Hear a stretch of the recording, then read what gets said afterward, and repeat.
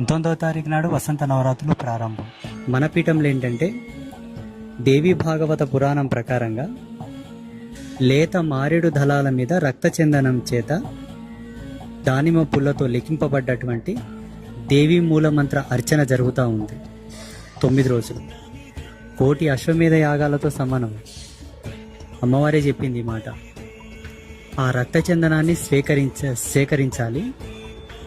దానిమ్మ పుల్లతోటి ఆ లేపనం అద్ది ఆ బిల్వ దళాల మీద దేవి మూలమంత్రం రాసి 108 దళాలతో ఒక్కొక్క దళం అమ్మ యొక్క మూలమంత్రాన్ని చదివి సమర్పణ చేయాలన్న.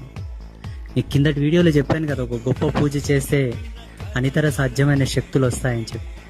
ఇదే పూజ మన పీఠంలో ఉంటుంది 9 రోజులు. ఆ పూజ చేసేటప్పుడు ఆ ప్రదేశంలో ఉన్న ఆ ఫలితం వాళ్ళకు తప్పకుండా దక్కుతుంది. ఎవరైనా చేసుకోవచ్చు, మీ గుళ్ళలో మీరు కూడా చేసుకోవచ్చు. ఎల్లమ్మ గుడి, పోచమ్మ గుడి, ఏ అమ్మవారి గుడిలో అయినా చేసుకోవచ్చు. పద్మావతి గుడిలో చేసుకోవచ్చు.